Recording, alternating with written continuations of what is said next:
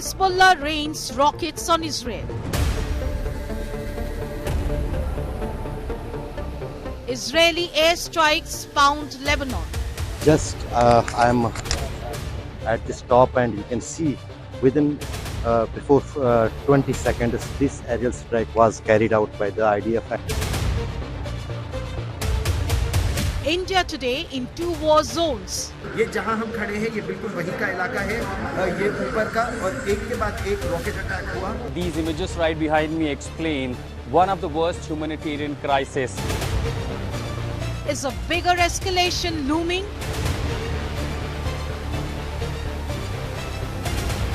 Israel versus Iran, Armageddon next. Top focus on India first.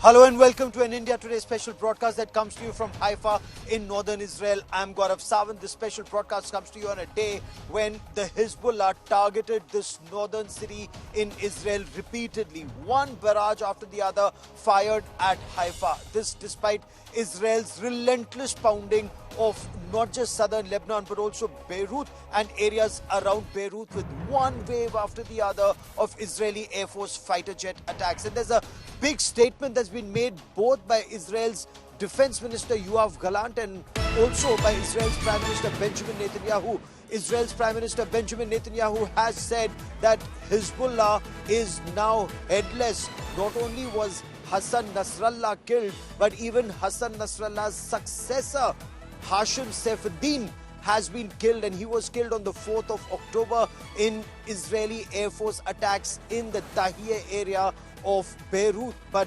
Israel has also said Hassan Nasrallah was killed, his successor Saifuddin was killed, and after Saifuddin, the third person who was made the head of the Hezbollah has also been neutralized. So even before Hezbollah is able to appoint its commander, Israeli Air Force fighter jets and Israeli intelligence agencies are able to pinpoint the location of the leadership of Hezbollah and neutralize them. But if you see right from the time of those pager attacks to the bombing attacks that have taken place, the entire leadership of the Hezbollah, from Hassan Nasrallah to their military operations commander Fuad Shukr, to the drone and rocket unit chief Hussein Sururi, to even the intelligence and logistics chief. Their logistics chief was killed just today in bombing.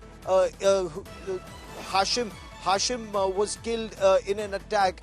But before we get you much more on the elimination of the entire leadership, top rung and middle rung of the Hezbollah, let's listen in to Yoav Galant, the Defense Minister of Israel, talking about how intelligence agencies and army operations, Air Force operations in Israel have resulted in the killing of the Hezbollah leadership. חיזבאללה זה ארגון בלי ראש. נסראללה חוסל, גם מחליפו כנראה חוסל, גם כל הצמרת, אקיל, מוחסן, קרקי וגם כל מה שמתחת. דבר הזה יש השפעה דרמטית קודם כל על כל מה שקורה. אין מי שיקבל החלטות, אין מי שיפעל, ומערך האש שחיזבאללה בנה אותו במשך שנים, זו השקעה איראנית אדירה. כל המערך הזה הגיע לרמה שחיזבאללה של היום הוא דומה למה שהתחיל איתו חמאס ואולי מתחת לזה. גם ברקטות קצרות, גם ברקטות בינוניות וגם בטילים.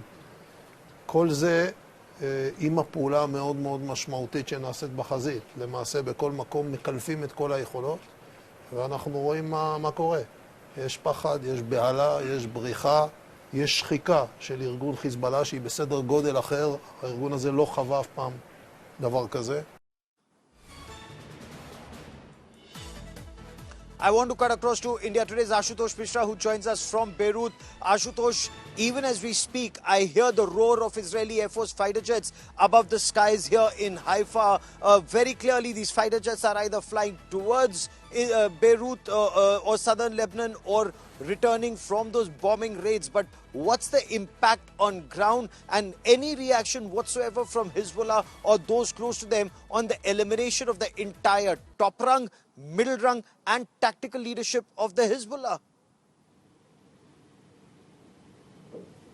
Well, since you're hearing the roaring of the fighter jets, we have heard the Israeli drones flying at a low altitude this evening, and immediately that was followed by an airstrike in the south suburban area. 7 such places were carried out airstrike by the IDF, the Israeli Air Force. Subsequently, in southern areas like in Kafr Kuba in southern Lebanon, particularly those areas, there have been heavy attack by the Israeli Defense Forces, the ground troops particularly, those who are operating in the southern area. So clearly that looks like it is further escalating as far as Hezbollah is concerned. The deputy leader, the deputy commander-in-chief Qasemi, while addressing this afternoon, remember the time when you were reporting about the firing of barrage of these rockets and missiles from the Hezbollah, that was exactly the time when the Qasemi was addressing the mass, and particularly this comes after neutralizing the logistic command-in-chief of Hezbollah group, which was neutralized last evening in the airstrike. So after that, while Qasemi was having, Hezbollah immediately fired these barrage of the missiles on the northern Israel,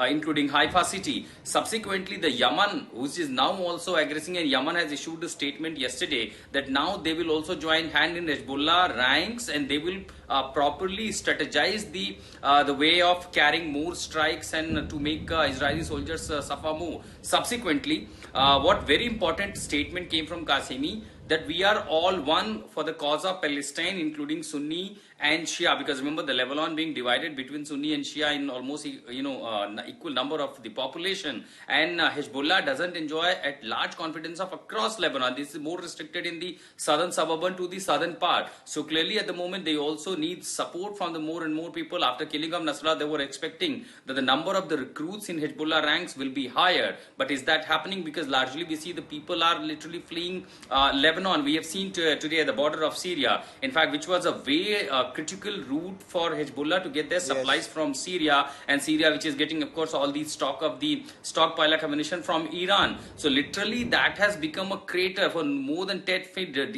literally dig out a crater by the Israeli airstrike. So when the communication, the road transport, everything is affected, it has literally break the chain of Hezbollah command, and now there is also struggle to adopt this third line of leadership, and then we can communicate. But remember, even after all the yards and Israeli airstrike, the Hezbollah capabilities cannot be undermined, because 2006 the Israelis faced the ground troops, particularly when they invaded, they faced huge casualty. There was massive collateral damage, and this time also that's exactly looks like an idea to take a decision that now corner Hezbollah from a sea road, from a coastal line. So clearly the entire area from Shibi to the Jordan passage and entire this area which is not yet touched by the ground troops, that could be perhaps the area where the Hezbollah, of course the weapons supplied by Russian, including stringent, including Fatty 1, Fatty 2, and a lot of these arms and ammunition, that could be a huge that's number. the So big that's issue. also Israel Unlike in 2006,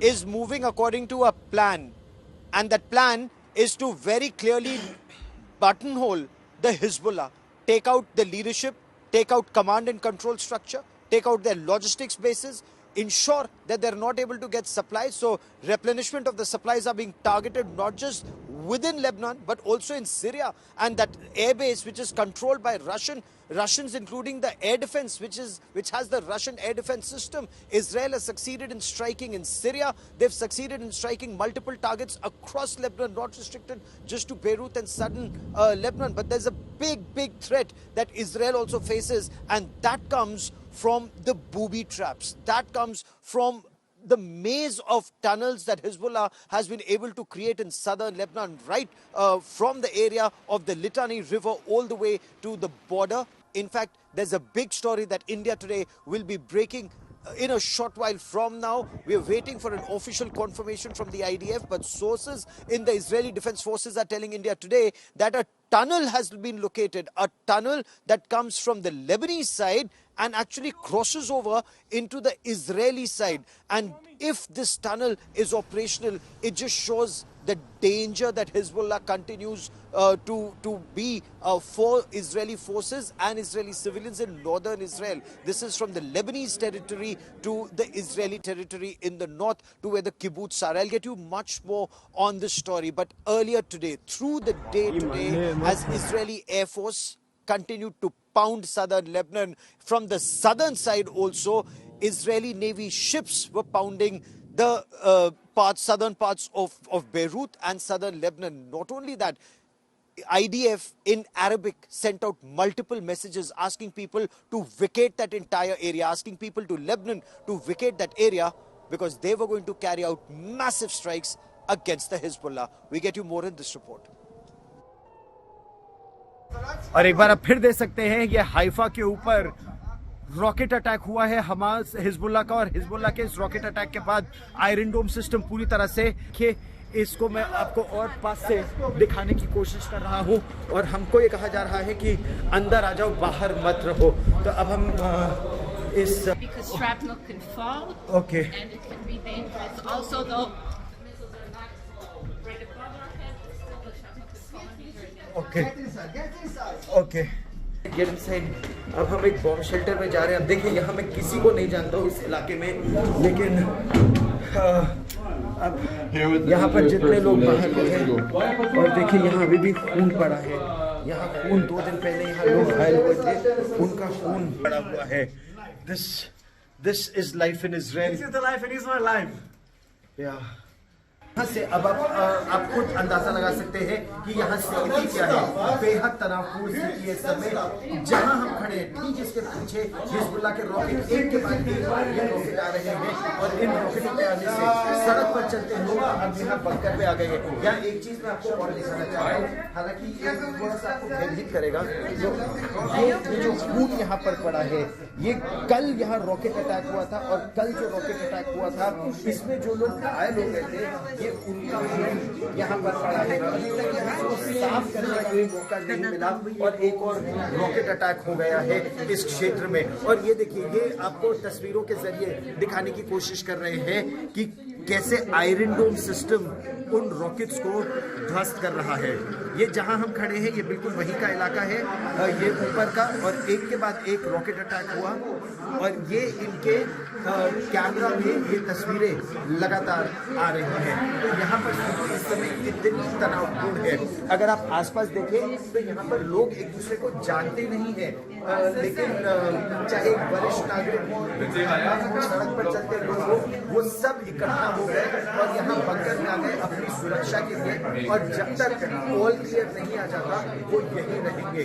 ये स्थिति है इस समय उत्तरी Israel के Haifa में। एक दूसरे की मदद करते लोग, तनाव में इस तरह बंकर में रहते लोग।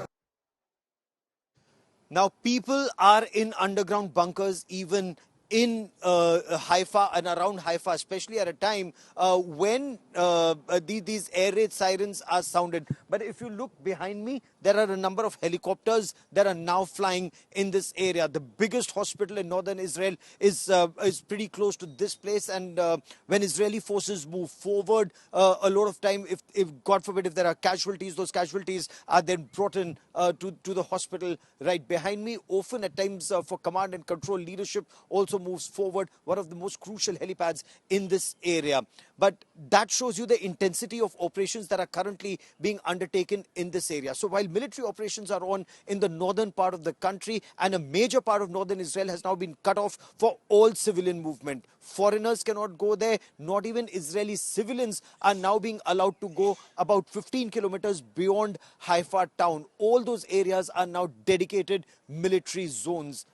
In midst of all of this, how is Haifa dealing with the rocket attacks? I caught up with the mayor of Haifa in an underground command and control center. This is the first time a foreign television channel has been given access to Haifa's command and control center, which is 3 levels below the surface of the earth. We bring you this India Today exclusive report. 3 levels below the Earth's surface, this is the underground command and control center here in Haifa, where every bit of information comes in the moment Hezbollah rockets start targeting this city, a city of 300,000 people right now.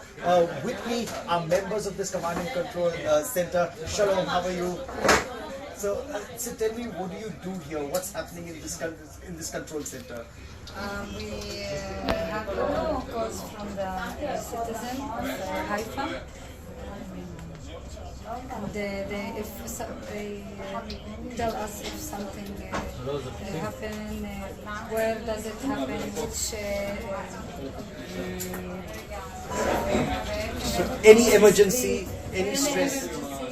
any stress people, they ask us what we happen now. They call us and we talk with the citizen. We are open, of course, 24/7. 24/7. So there could be bombs going off on top. This place remains safe. This plane is safe and calls from the citizens. And all the information goes straight to the mayor's office from here. So are people scared with all the Hezbollah rockets coming in? Is that When what- the rockets come in, people are scared. They where does the bomb, which city? דחו, העריכו אותו לתאריך שהוא יותר, בוא נגיד, נראה לי או לנובמבר או לדצמבר. Thank you very much. Thank you very much for speaking to India today. And stay safe. So this is where all the information comes in. For example, information that's coming into that gentleman, and rockets are falling virtually every other day here in Haifa. Even today there are reports of 150 rocket shrapnel falling in various parts of the city. So this is where they keep an eye on every development. Is anybody injured? Anybody requires hospitalization? Any locality needs protection? Of course, the Iron Dome system. Information available here 24/7. There are thousands of cameras across the city that monitor every development. And of course, with parts of the north being sealed off, Haifa, water, electricity, healthcare, all of that becomes extremely crucial in this time of war. Gaurav Sawant at the Haifa underground bunker command and control center in northern Israel for India Today. So how bad is the situation after the latest barrage of rockets fired by the Hezbollah from across the border? What's the situation? Actually, 100 flats were hit, but generally speaking, the situation is not bad. Everything is under control. The whole public area was repaired after 6 hours, and we shall do it again and again if it is needed. Is there an apprehension that you would need to do this again and again while the Israeli Defense Forces have been carrying out a major offensive against the Hezbollah across in Lebanon, but they seem to be striking especially Haifa and areas around? Look, we are also, all the time, we are anticipating that somebody will attack us, because this is the situation in the Middle East. But hopefully it won't happen. But we are very much prepared. We are running the whole business from this headquarters, which is 3 stories under the ground, and hopefully we know what to do. You of course know what to do.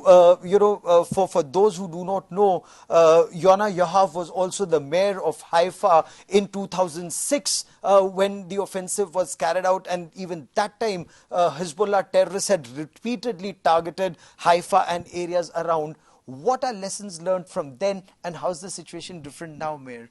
Look, the ammunition are totally different. Therefore, the ruins are totally different.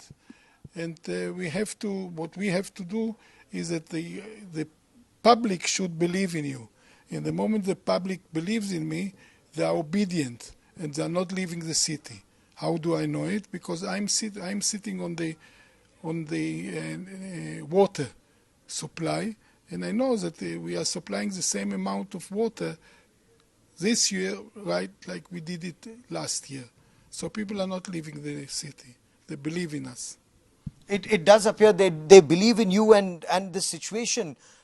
Is there an apprehension, especially with parts of the north now being declared a military area for military operations to be undertaken across? Is there an apprehension, or are you preparing for more people to come into Haifa and areas around? Are you catering for additional influx of people? No, we are not anticipating this, but we have enough thousands of people who were evacuated from the north and are living here in our hotels. We will continue to track developments on the story very closely, as the situation here remains extremely volatile. But the morale of the people remains high because they know action is being taken against perpetrators of terror who've targeted this country relentlessly, both against Hamas and Hezbollah. The question remains, when will action be taken against Iran? And we'll track that story.